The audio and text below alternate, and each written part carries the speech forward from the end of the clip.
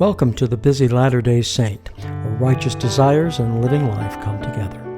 Here, members of the Church of Jesus Christ of Latter-day Saints discuss their challenges and successes in studying the Scriptures. I'm your host, Richard Bernard. The music for this program is by Marvin Goldstein and used with his permission. If you have enjoyed this podcast, I encourage you to comment on this episode or the podcast in general. To leave a comment, click on the link in the show notes. As mentioned in previous podcasts, I have changed the format of this podcast. Each podcast, I will share something about the Gospel Library before the interviews. Today's topic is notes. Taking the time to ponder the Scriptures you are studying and recording your thoughts and feelings is a vital part of studying the Scriptures. When you create notes in the Gospel Library, they are automatically attached to the verse that generated the thought. And unlike pen and paper, the notes in the Gospel Library are indexed and easily searched. If you're not using notes, I encourage you to do so. Today we have a special guest, Stephan Heilner, who is the principal engineer and platform lead for the Gospel Library for the Church of Jesus Christ of Latter-day Saints. He, along with others on his team, put together the code, the engine that runs the Gospel Library. If you have ever wondered how decisions are made about how the app runs and looks, well, today will be your chance to hear it from one that helps make those decisions. Now, here's Stephan. Stephan, how are you this morning? I'm great. Thanks for having me. Yeah, well, I've really been looking forward to this. This is going to be a rare treat for the listeners because I don't think people, and I'm not even sure I understand exactly everything with what a developer goes through. And years ago, we're going back to the first Apple where there was, I can't remember the name of the Apple, but it had one floppy drive, and I was bishop at the time, and we actually, I helped write a tithing program using BASIC. and so I've got a little bit of experience, but obviously things have changed over 30 or 40 years. And I'm anxious to talk to you about some of these things, what you actually face. And I think people need to know because I teach about the Gospel Library, and I'm currently serving as a mission to help with the Gospel Library. People approach me all the time with this complaint or that complaint, and I sometimes think, they just don't understand. This is not just a matter of moving one switch. And so anyway, I'm anxious to talk to you about that. Before we do that, what about you and your family? You married? Yeah, I'm married. Been married for 20 years this year. I've got 5 kids, ages 6 to 17. Okay. Yeah. Yeah, you got your hands full at home. Yeah. And they're all pretty active and busy, and with summertime, it doesn't seem to get less crazy. If anything, it gets more crazy because everybody's out doing stuff or, busy with friends or going to Lagoon or whatever, whatever we have on the plate that day. Yeah. And during COVID, you were working at home? Yes. Yep. And you were able to find a quiet spot to work? Yeah, we have a guest room in our house that I kind of turned into my office where I can kind of close the door. And it's been amazing to see how much more productive we've been able to be being remote, not in the office. Yeah, it's like, as you know, Apple's coming out with a new version, iOS 15 and iPad OS 15 and Mac. I can't remember which number that one is. And it's amazing what they were able to accomplish, considering it was COVID. Yeah. And Apple, I don't think the employees want to go back. I think they did a survey and something like upwards of 90% of employees said they wanted to continue to work remotely. Right. Yes. Yeah, I read the same review. People are liking it at home. There was some adjustment in there, but they really like it. Well, officially, what is your title with the church? So I'm a principal engineer. I am the platform lead for the iOS development. But I also am the project lead for Gospel Library. And so I've been working on Gospel Library for Honestly, 12 years doing iOS development. And since the very, very beginning, originally it was written by another company that we contracted it out to, but then after they created an initial version, we took it over and started to do mobile development in-house. And so I've been working on it ever since. I mean, I have my hands in just about everything, but 99% of my time is on Gospel Library. Well, now, the Gospel Library itself, it started kind of, if I remember right, it started as an indie project, didn't it? Yeah, kind of. We had LDS Tech was an effort that we were kind of doing at that time. And so it had been contracted out, and because we didn't have any in-house expertise on how to do mobile development. The only thing we were doing kind of in-house was Mormon Channel. We had one of our developers, Tom Welch, had some experience there, and so he was working on that. But other than that, we didn't have anyone. And the team that I joined, I joined this what was called the Emerging Technologies team, which was kind of the R&D and explore new technology, see where it might have some kind of application within the church. But it was so clear at the time that mobile was this big wave that was coming. Android was about to be released. There was a lot of hype around it. Windows Mobile was kind of the king as far as like smartphones at the time and Blackberries. And the iPhone had come out. It was kind of iPhone 2.0 days. And yeah, we just realized that mobile was going to be this big, big wave coming. And so we decided we were going to fully embrace mobile app development. And so we had a team of, I think, four of us at the time. One worked on WebOS, if you can even remember that. It was the Palm Yes. Pre. Yes. One worked on the BlackBerry. We didn't do anything with Windows Mobile. And then one was kind of on iPhone. I can't even remember. I think Android. We started to pick up some Android stuff early, but I was the one that I wanted the Apple iPhone stuff, and I was going to learn it, and I was going to be the guy. So it was fun. Well, now, when you're writing code, are you using a Mac? Yes. Yeah. Okay. And so you're totally into the whole Apple environment. Yeah. I mean, I know PCs as well, but I definitely am 100% Mac in my house kind of person. Well, Everything's Mac, and I like the Apple integration with like my Apple TV and my phone and all the different pieces of hardware that I've got. So yeah, I find it harder and harder to do things on the PC now, but I love that they just work and that, I don't have to restart it and, I don't have all those problems that I used to have to deal with all the time with Windows. yeah, I'm trying to think.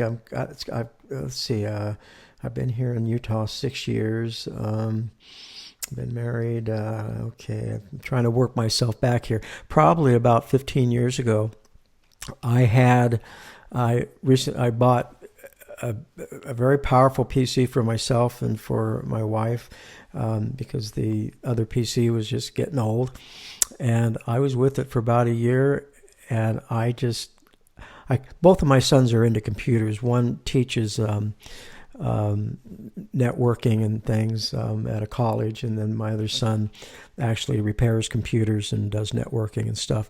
But anyway, one of my sons, I called up and I said, just come and take these, sell them for whatever price you can get. I don't care. I'm moving over to Apple. And I couldn't take it any longer.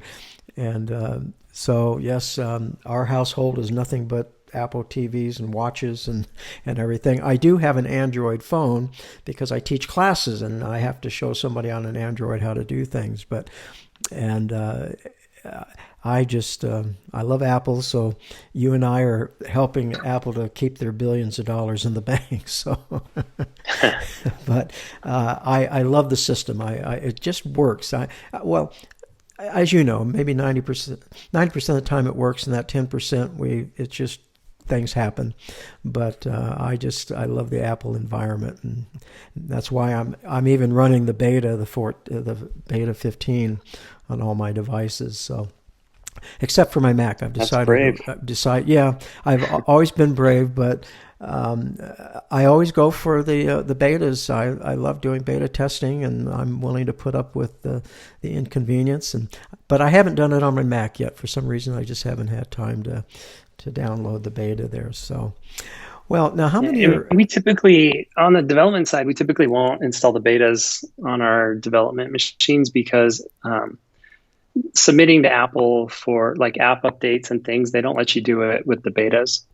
And so, if I were to install the new operating system and the latest version of Xcode, the betas that are out, a lot of times it would prevent me from being able to do my job. So it's hard when we want to play around with some of this new stuff, but the tooling kind of makes it hard sometimes. We can install the new versions of Xcode's the tool we use to write the code, to write the app. So we can install both versions side by side, but there's a lot of stuff, like even on the phones, like we don't, it's hard because the betas have bugs in them too. And so we can install them and try to make sure things work. But at the same time, if there are bugs, sometimes we have to kind of categorize the bugs and the betas of the new, like iOS 15 in this case, beta. We kind of have to categorize it different because a lot of those bugs just go away once they kind of fix their own stuff internally. Right. And Yeah. so we kind of log them. Our QA does a pretty good job of making sure they've always got the betas installed and run the app on the betas and log bugs against them. And so we kind of tend to focus more on that towards the end of a beta cycle when it's getting closer to release. But definitely, like at this point, it's still a little early. And so, yeah, I haven't had a ton of time in the betas yet. Well, I was going to ask you how that works because for our listeners, a lot of our listeners just don't know, but Apple during the summertime and moving into, well, they announce it in June at the Worldwide Conference, and then the betas come out usually that same day for the developers and a little bit later for public. This year I'm running the public one, not the developer one, but then September, October, then the finished product is there. And I just wondered how that really if that had an effect upon you as a developer at the same time coming out and developing a new version of the gospel library. Yeah, it does. And the other thing that we have to factor in that a lot of people don't realize is Apple, especially Android's not as aggressive this way, but Apple will, they both add new libraries, new SDKs, new functionality all the time. They're changing things. Apple has the Android has the Google I/O conference, which is about the same time frame. It's end of May, beginning of June, and Apple has WWDC, and they kind of turn our world upside down every year. And but on the Apple side, they're pretty aggressive about cutting off support for older devices. And so we could write to the new iOS 15 specific stuff, but when we do it, we know that means, a lot of times cutting off hardware, so users can't get updates anymore. Mm-hmm. A lot of times they can't get the updates until they download. So even if the device supports it, maybe sometimes they're slow to adopt, whatever the next iOS version is. But Apple's pretty aggressive about trying to move people over. So we have to kind of factor that in too. Like there's a lot of, like with iOS 13, Apple changed the language that we write the apps in and completely changed the way that you do user interfaces with something called Swift UI. And we still haven't really adopted a ton of Swift UI because it means cutting off our iOS 12 users. And so we have a lot of users that are, football stadiums worth of people that are still on some of these older versions of the operating system. And so we just have to be really careful and kind of factor that in when we make those kind of changes because we know we're going to leave people out. But one nice thing is that people can always install the last supported version. So as long as we don't make any major changes to like some of the backend web services or the format of the content, and we can continue we can continue to release content updates. They won't get any of the new features, but they'll get to keep what they have and continue to get content updates. And so that's kind of the mindset. Our internal policy about that is we'll do what we call N-1, which is whatever the current release is minus one. So right now, the current release is iOS 14. And so our rule would be we support 13 and 14. We don't always follow that to the T because, like if it makes sense to keep people a little bit longer, we will. But our next update that we're working on, the 6.0 update, it will cut off support for iOS 12 and 13. And we're going to go straight to just iOS 14. Since it's got like an 86 to 90% adoption rate at this point, and Yes. there were some significant changes between 13 and 14. And so that allows us to start using some of these new libraries that have been provided that to make it faster for us and easier for us to do some of the stuff we need to do. Well, you've mentioned something I think very important there that I don't think most people are aware of, and I do tell people about with my classes, is that you have data. You know how many Android users there are and how many Apple users.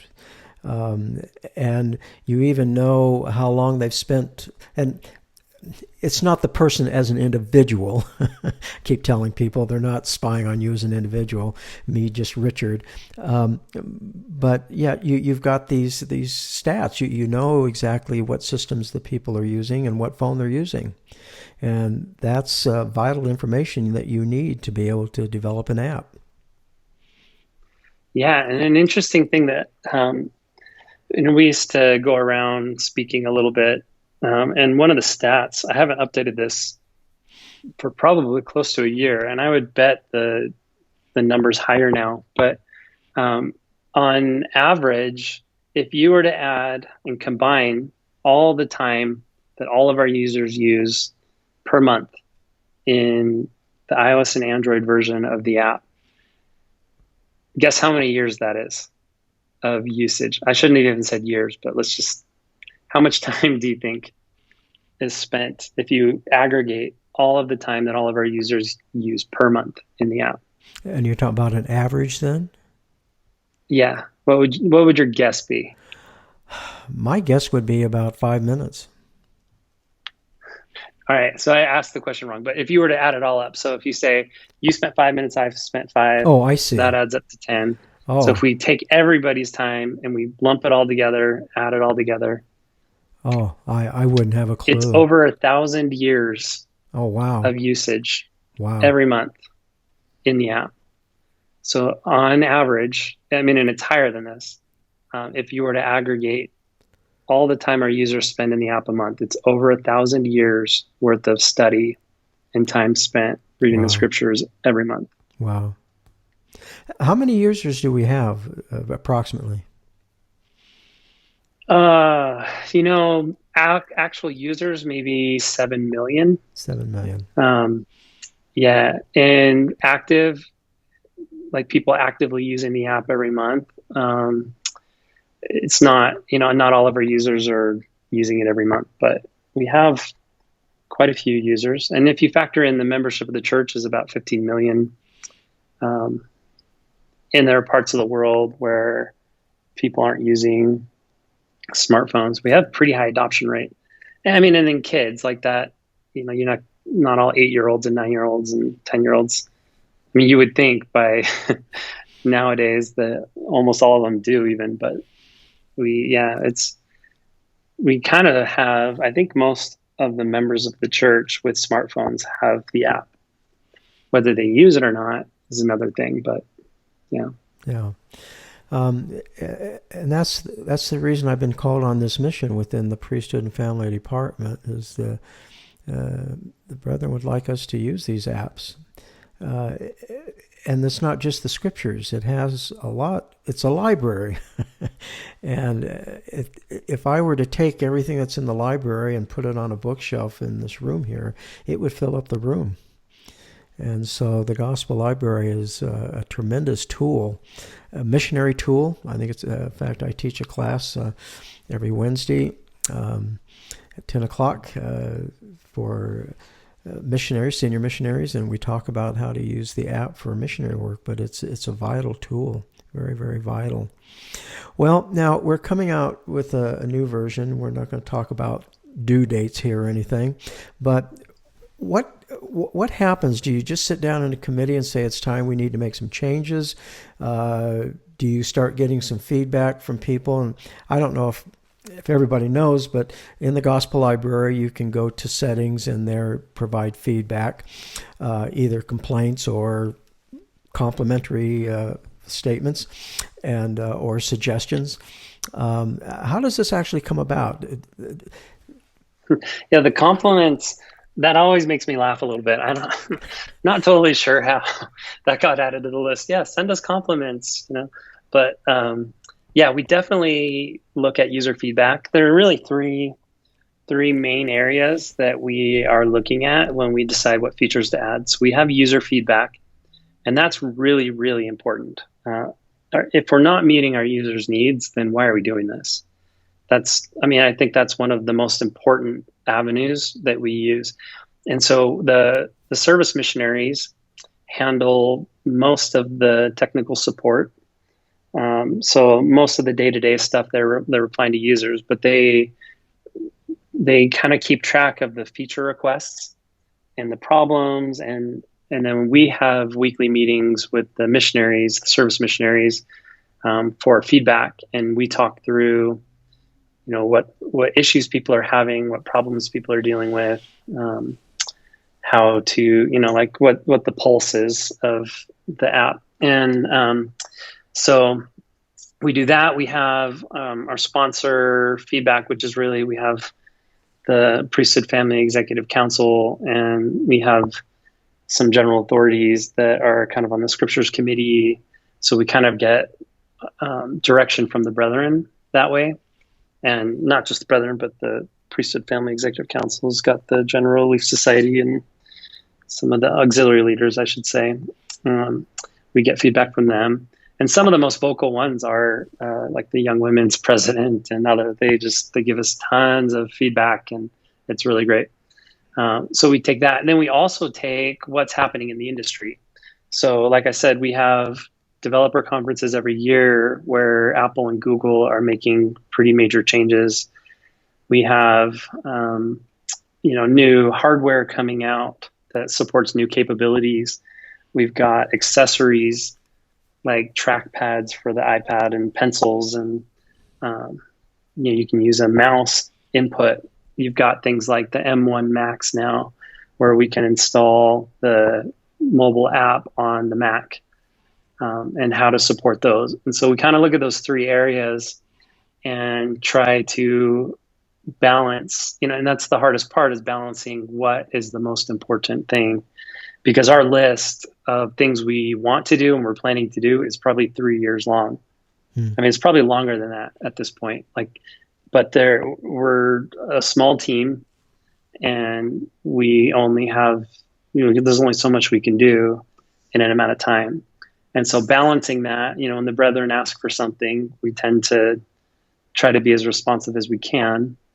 But we also have to factor in, like, search is a good example of something users have been asking for a very, very long time. Our search, in our opinion, has never really been good.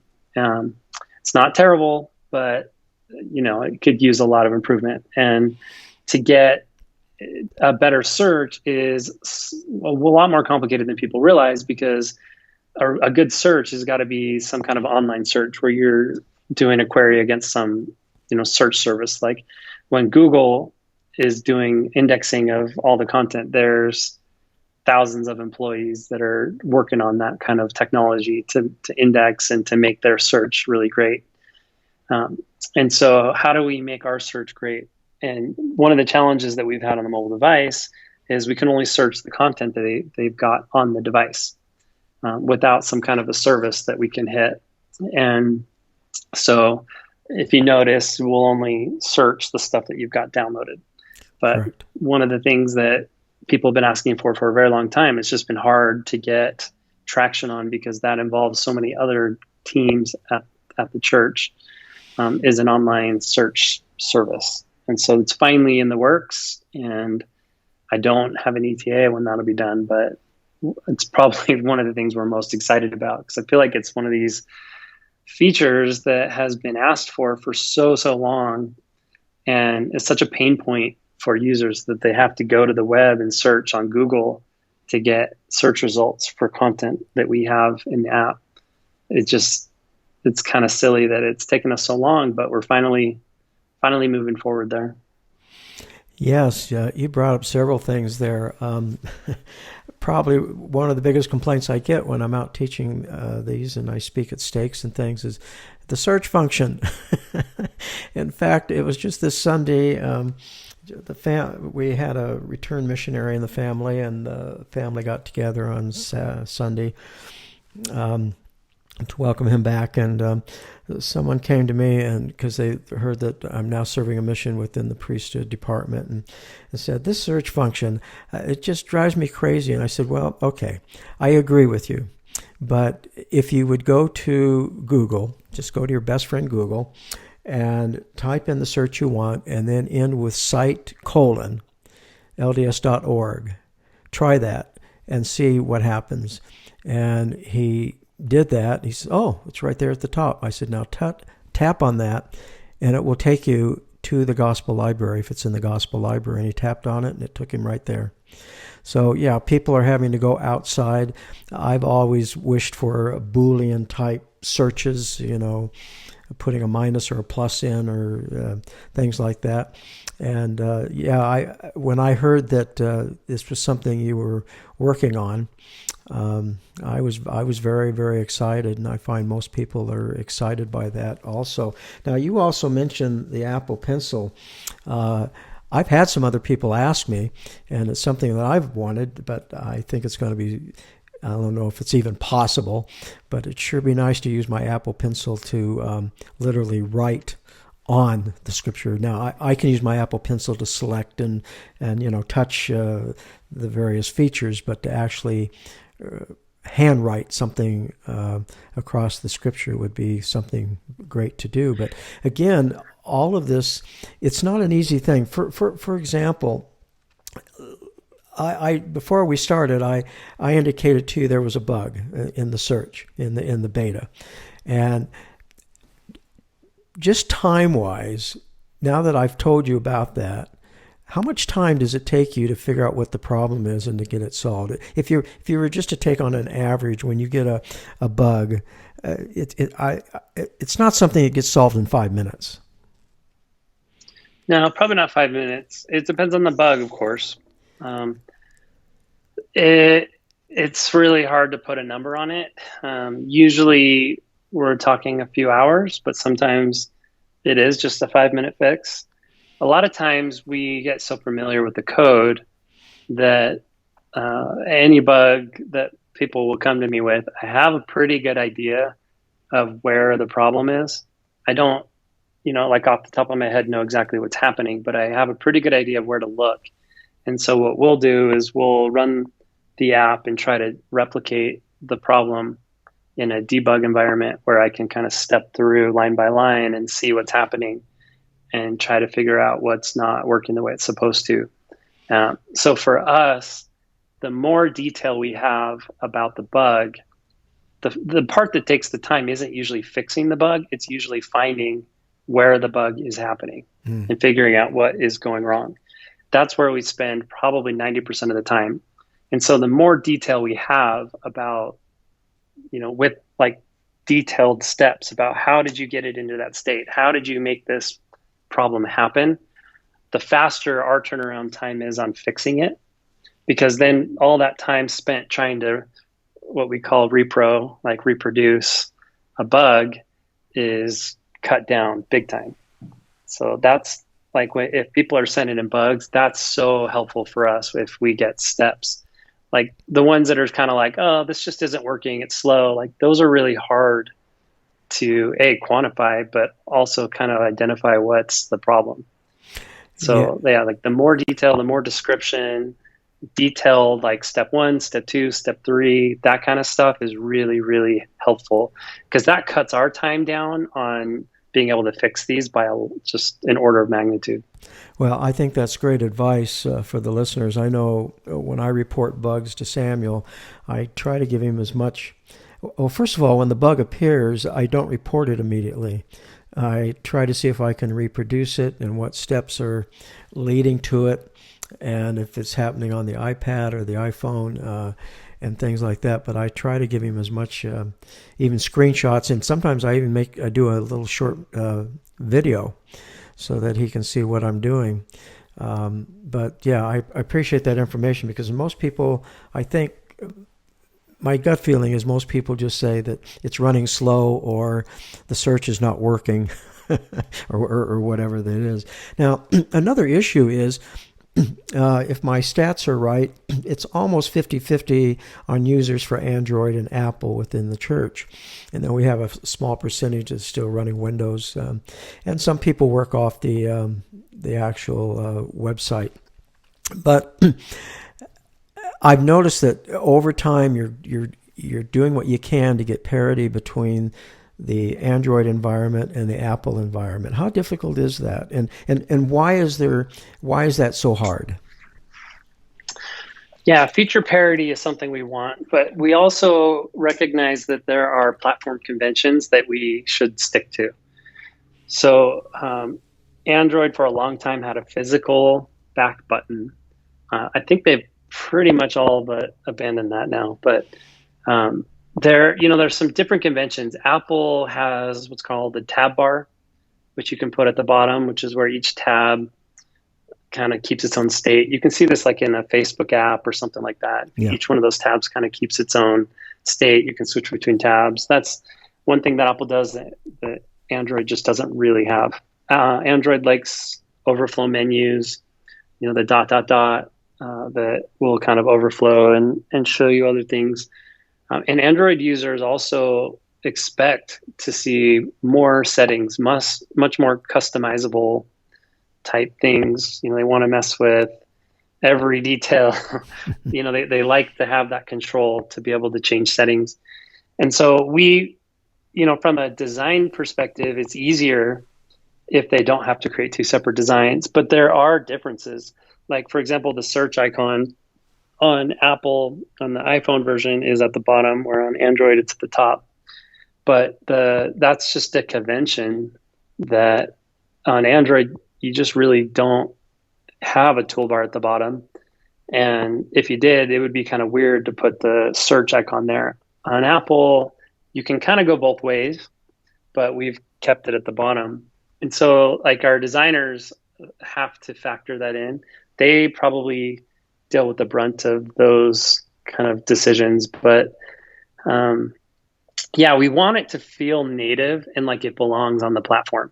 So we don't want an Android user to get confused using the app when they say, I don't even know like how to navigate. I don't know how to get to content. I don't know how to do this or that, because we're not following the standards on Android. And the same thing on Apple. If we start to use Android conventions on the Apple devices, it gets hard. And an easy example of that is what we call the FAB, the floating action button for the audio. In content, if it's got audio, you'll see that little floating button to open the audio player. It's not really a convention on Apple.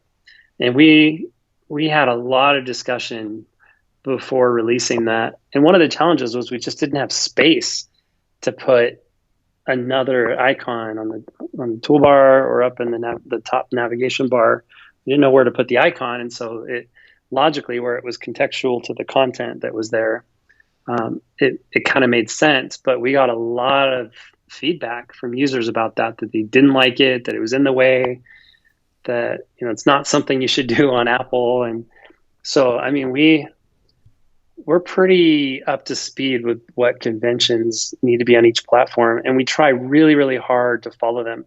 The other downside to deviating from those standards is every time they make a change, which, like I said, is yearly, they're kind of turning our world upside down as far as the development environment goes.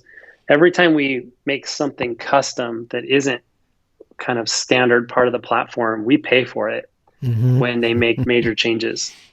And so like more and more, we just kind of want to try to adopt as standard as possible. And so it means the app is going to look a little different on the different platforms. And if you look at Windows, there's even more differences.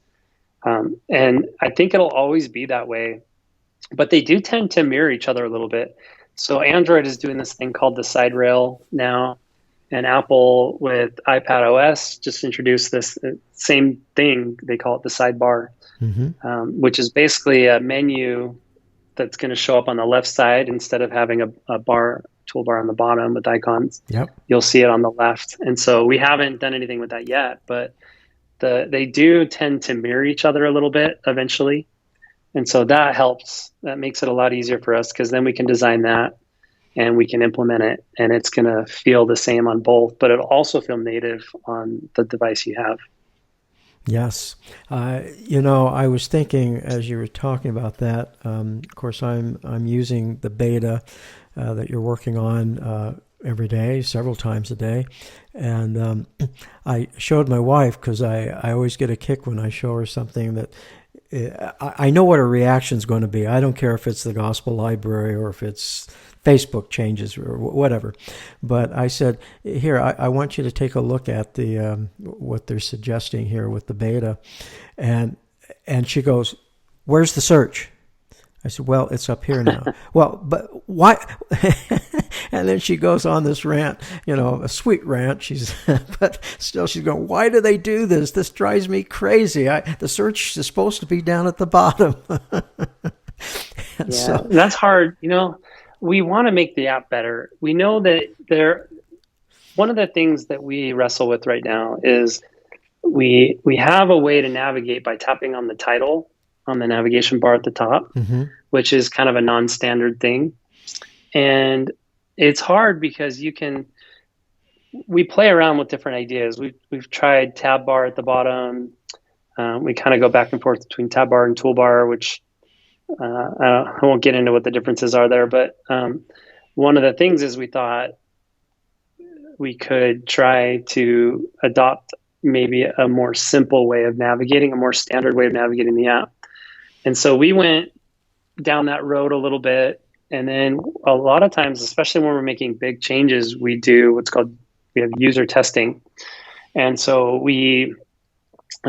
church has a user testing group, and I don't know if you've ever taken those surveys on like a Sunday every, once in a while. I think we've had to do that in our ward before, where the church research department is doing some survey to get some information. It's that group that does it. But we made some changes and tested them out with real users, and the feedback was not as positive as we thought it would be. And the users were able to articulate some of the concerns that we'd had. And so that kind of caused us to pause a little bit and want to reevaluate. Yes. And so we backed off some of those changes, and we're kind of moving back, or at least kind of reverting back to the way, and users will never know all this is happening, because what they'll see is basically nothing really changed. Yeah. But we're always trying to make it better. And one of the concerns we have is that it can be confusing to navigate the app. And part of that is using non-standard conventions, but part of it also is just that it's so easy to navigate kind of sideways, forward, backwards in the app. Like you can go to Doctrine and Covenants, and then there's cross references there, and you tap on those and it takes you to different content. And so you can be in Come Follow Me, and it takes you to the scriptures, and then you can end up, all over the place, different places of the app, navigating kind of, and I call that kind of sideways. Or you've got history or bookmarks or notebooks. And so it's a little bit tricky to come up with a navigation model that is simple. I mean, our philosophy on navigation is it should be like the soundtrack in a movie. Like you should never notice it. The only time you notice it is if it's wrong, if it's bad. Right. Like if the music doesn't match what's happening, it's the only time you really notice that there's music in most movies, this background music. And so navigation should be like that. It should just get out of the way. It should be so intuitive and so simple that you forget, it's not confusing, that it's just kind of, it's noise if it's wrong. If we get it right, you forget about it completely and you just get to where you're trying to get to and do what you need to do. Yeah. And so we don't feel like we have it perfect. And so we keep trying to figure out how to improve it. We'd love feedback on that, because definitely open ideas. But yeah, we're always playing around with that internally. Yeah. Trying to come up with a better way. Yeah, this morning while we were having breakfast, I said, by the way, my wife's name is Amy. I said, Amy, the development team heard you. And she says, what? I said, look at the new version now. And she goes, oh, they moved it back. I go, see, they're listening to you. They did this just for you. So, well, you as a developer, let's talk about you just personally. Obviously, you know this app better than anybody. How do you use it daily in your life as far as scripture study? It's funny, I don't use the iPad a ton. I teach on Sunday, and I teach the elders, and so I don't teach every Sunday, but I do a lot more lesson prep on the iPad. But a lot of the gathering I do, I mean, most of my personal study is on my phone. I haven't used paper scriptures. I don't even know where my paper scriptures are at this point. I just haven't used them in so many years. But one thing for me is I find that adding notes is really important for me. I read a lot, but if I'm just reading, a lot of times I miss a lot. And so what I try to do is I'm always looking for, always is probably too strong a word, but I try to look for things that I can add notes about, because that is kind of, for me, how I kind of take it from just kind of reading to studying. There was a time when we were trying to get the app name changed to Gospel Study. We couldn't get that to go through. I think the web has actually made that change, and they don't call it Gospel Library anymore. I think they call it Gospel Study if you look on churchofjesuschrist.org. But the idea is try to make it something that you study so that you can get something out of it. If I'm looking for insights, if I'm looking for things that I can add a note about, I found for me personally that is what kind of opens up the personal revelation for me. A lot of times I get ideas or things that have nothing to do with what I'm reading. But if I'm just reading, if I'm kind of trying to just get through kind of a checklist, like I'll create a study plan. I don't tend to follow a study plan real well. But I'll do it with like the Come Follow Me, and I'll read those for sure each week. But yeah, I guess that's a big deal, is annotating, not just highlighting. Highlighting is good. But I found for me personally, even better is if I can add a note. And then I love coming back to a verse or a chapter where I've added notes and kind of looking and kind of reviewing some insights or some thoughts that I had at the time. It's kind of fun to come back later and see. And, for a second time around, you can kind of be prompted on something you should do. And so, yeah, I don't know. And I like dark mode. I always keep my phone in the dark appearance. But even before that was a feature on the operating system, I always had night mode on. I like the dark background and the lighter text. That's just how. Yeah. That just works for me. Yeah. The taking of notes, and that's what the brethren are asking us to do, is to have these devices and to record our revelatory experiences in there within the notes. And the Gospel Library has greatly improved the notes section. You can italicize and bold and bullet list, and what I really like is you can, you've always been able, well, not always, but there came a time where I could put a link in from an outside source, but then you made it even better where I could highlight a word and hook the link into that. So didn't have this long address. But there's just so much you can do. And I like the ability, I can put a line and put a date in to update that note. And when that happened, I think the note function is one of the great functions within that app because of everything you've done within that. The only thing I've noticed I'm having trouble with is, and this is on my iPad, if I have all my reading of books is done digitally. So if I have a book from Deseret Books and there's a paragraph I want to put into the note in the gospel library, I haven't been able. I used to be able to drag it over, and I discovered I can't anymore. I have to actually copy and paste, and I hope that's something that gradually will get corrected so that we can just drag it over, have a split screen and drag it over. But the notes sections. So if you were to talk to somebody in the church, say in your ward, that just isn't using the gospel library, what would you tell them to try to encourage them to start using the gospel library? Well, the gospel library is a tool. It's not, it's something that can help facilitate revelation if you'll use it. But by itself, it's not really going to do anything for you unless you actually take advantage of it. Like it's nice. What's really great about it is that you've pretty much always got your phone on you at this point.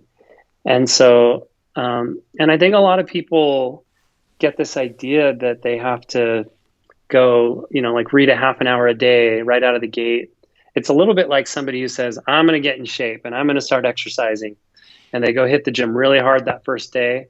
And then the next day they're so sore they can't exercise. And then they're, 2 weeks they have to take off until they can get back there again. And so I don't know. I think I would tell them to not beat yourself up if you're not like a big scripture scholar. I definitely don't consider myself any kind of scripture scholar. I mean, I really do make an effort. And I think that's I think that's a great thing to try, like to just start making an effort. If you need a little bit of help, we've tried to add some features like study plans where you can tell it, you say, I want to read the Book of Mormon in 6 months, or I want to read it in a year. And you can have it create the study plan for you. It'll divide everything up evenly and it'll give you push notifications or reminders that come down. You can tap on and take you right to the study plan to help you remember. You got to kind of figure out why you're not doing it. I think a lot of us want to do it and just have a hard time making it a priority or setting the time aside or being interested enough to kind of read day after day. But for me, like that annotating thing makes it more interesting to me. If I'm just reading it because I have the study plan and I want to just get through like my 10 verses a day, like I really am, my engagement level is pretty low. And so like the likelihood that I'm going to be really excited about doing that again tomorrow is probably lower than when I'm reading, I find something and I'm taking notes. I'm like, whoa, that was cool. And then I'm able to kind of share with my wife or kids or something I learned that day. Then it's more exciting for me each day if I'm getting something out of it. So yes. I don't know. I would say not to beat yourself up if you're starting slow. I mean, even just reading a verse a day is a good start. Yeah. That's great habit to start. And then, don't get too hard on yourself if you're having trouble, like finding insights and getting personal revelation when you study. I've found scriptures have been by far the best way for me to get revelation. Yes. Whatever reason, when I spend time studying the scriptures, that's when I get answers to prayers. It's a lot harder when that's something I'm not doing, but so, there are a lot of benefits to doing it, but it's just a matter of starting and trying to make it a habit. Once it becomes a habit, it's much easier. Yes. I think that's great advice, and you're absolutely right about the scriptures and Revelation. In fact, Elder Packer, I don't have the exact quote in my mind, but basically he says that the scriptures are the key to revelation, and actually Elder Bednar has said the same thing. Well, we're pretty much running out of time here. Honestly, I could talk to you for the next 5 or 6 hours about this because I'm very interested in development and doing beta testing and everything. So, but obviously you have to get to work, and I've got a class coming up here pretty soon that I've got to get ready for. But I always end my podcast with my guests bearing their testimony. Could you do that? Yeah, and I think it's important for us to recognize where our testimony should be, and my testimony is in the atonement and in the gospel.